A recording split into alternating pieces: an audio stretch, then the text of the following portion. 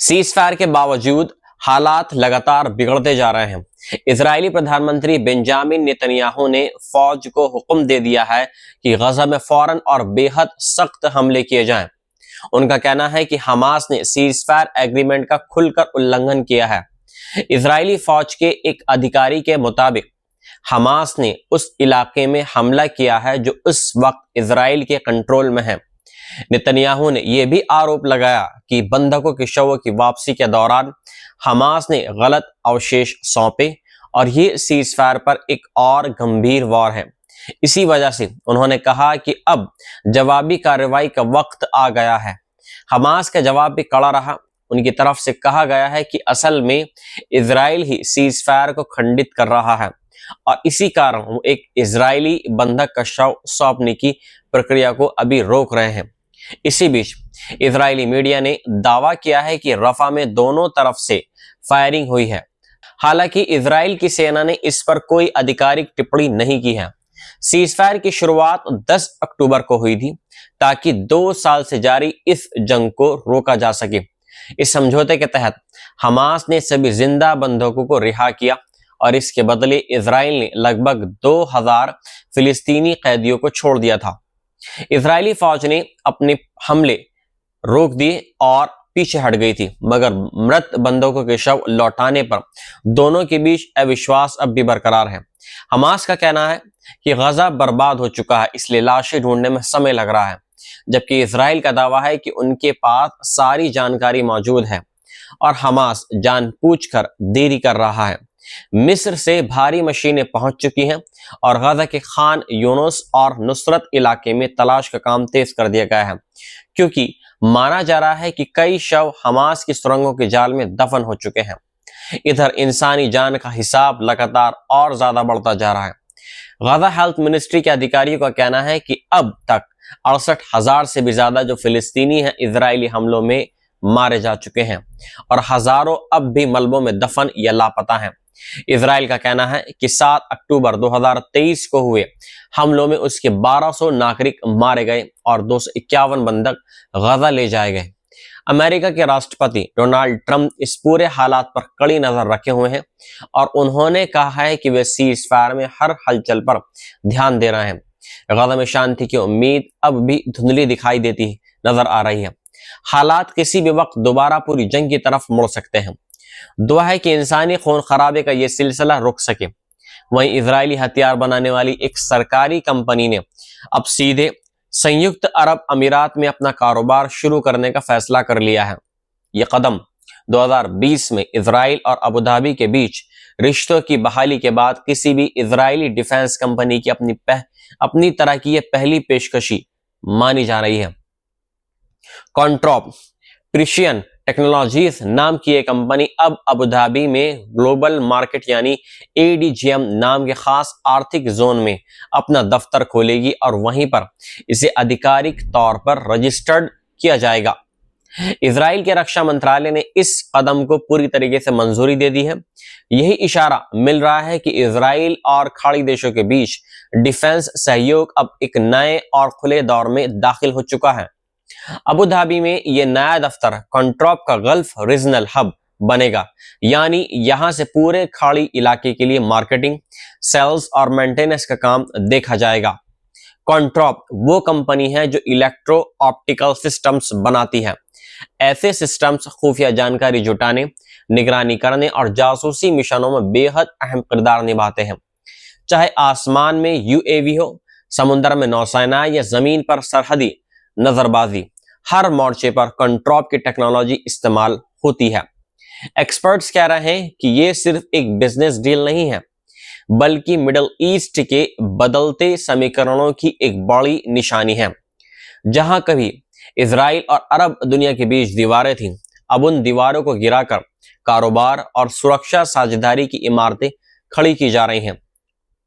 अजीब सा तवाजन है, एक तरफ गजा में तबाही और तनाव और दूसरी तरफ बैठकों, एसी कमरों में नई डील्स, नई दोस्तियां। दुनिया की नजर अब इस रिश्ते की और इन एडवांस हथियारों की मूवमेंट पर है। कदम छोटा है मगर असर बहुत बड़ा हो सकता है। आने वाले दिनों में इस साझेदारी और कितनी आकी जाएगी, इसका इंतजार सभी कर रहे हैं। वहीं ईरान और इजराइल के रिश्तों में पहले से ही आग धधक रही थी, मगर अब इस आग में और एक चिंगारी पड़ गई है। ईरान ने उस कार्गो शिप के मालिक से $170 मिलियन का भारी भरकम जुर्माना मांग लिया है, जिसे पिछले साल फारस की खाड़ी में जब्त किया गया था। ये मामला अप्रैल 2024 का है, जब ईरान की रेवोल्यूशनरी गार्ड ने MSC एरियज नाम के इस जहाज को रोक लिया था। इस जहाज पर पुर्तगाल का झंडा था, मगर ईरानी मीडिया ने दावा किया है कि इसे ज़ोडिक नाम की कंपनी मैनेज करती है, जिसका ताल्लुक ज़ायोनी आइल ऑफर से बताया गया है। इसी आरोपी के तहत जहाज के 25 अंतर्राष्ट्रीय क्रू मेंबर्स को भी हिरासत में ले लिया गया था। अब ईरान की न्यायपालिका के प्रवक्ता असगर जहांगीर ने कहा है कि इस मामले में बाकायदा मुकदमा दायर किया जा चुका है और अदालत में सुनवाई की तैयारी चल रही है। हालांकि अभी तक ट्रायल की तारीख तय नहीं हुई है। उनका कहना है कि जहाज के मालिक पर इल्जाम है कि वह दहशतगर्दी को माली मदद दे रहा था। इसी वजह से $170 मिलियन यानी अरबों रुपए के जुर्माने की मांग रखी गई है। यह पूरा मामला यूं ही अचानक नहीं उठा। पिछले साल गजा की जंग के दौरान ईरान और उसके समर्थक धड़ों ने कई बार कहा कि वह इजराइल से जुड़े शिपिंग कारोबार को निशाना बनाएंगे। ये कार्रवाई उसी तनाव की एक कड़ी मानी जा रही है।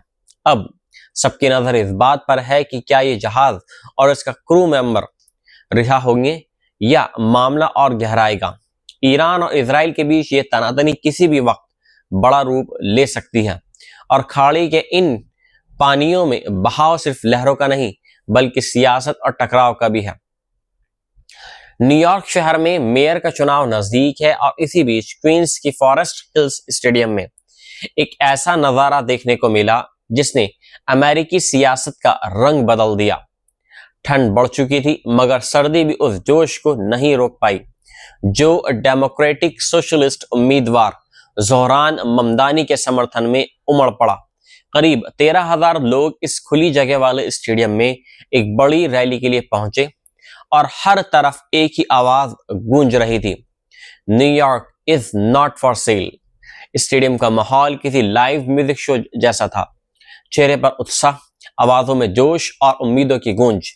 हर तबके और हर उम्र के लोग मौजूद थे, जो क्वींस को दुनिया का सबसे विविध इलाका माने जाने की पहचान फिर एक बार साबित कर रहे थे। ज़ोहरान ममदानी ने बिल्कुल आम लोगों के बीच रहकर एक ऐसी तहरीक खड़ी की है जिसकी जड़ें अब शहर की सड़कों में गहराई तक समाती दिख रही हैं। इस रैली में न्यूयॉर्क शहर के कंट्रोलर ब्रैड लैंडर भी मंच पर आए। वो ममदानी के खिलाफ ही प्राइमरी में चुनाव लड़ चुके थे, मगर आज वो खुद इसी आंदोलन का हिस्सा हैं। उन्होंने मजाक भरे लहजे में कहा, प्राइमरी में आपका सेकंड चॉइस था, और फिर एक तीखी ललकार के साथ बोले कि अब वक्त आ गया है करप्ट और एब्यूजिव एंड्रयू कोमियो को पॉलिटिक्स से हमेशा के लिए अलविदा कह दिया जाए। उनकी इस बात पर भीड़ ने जबरदस्त तालियों से उनका साथ दिया। ज़ोहरान ममदानी ने 24 जून को हुए प्राइमरी चुनावों में 56% वोटों के साथ जीत हासिल की थी। उन्होंने पूर्व न्यूयॉर्क गवर्नर एंड्रयू क्योमियो और ब्रैड लैंडर दोनों को हराया और अब वो डेमोक्रेटिक पार्टी के आधिकारिक उम्मीदवार हैं। लेकिन क्योमो अभी भी मैदान में है। स्वतंत्र उम्मीदवार के तौर पर कोमियो पर गंभीर आरोप लगे हैं, हैरेसमेंट से लेकर करप्शन तक।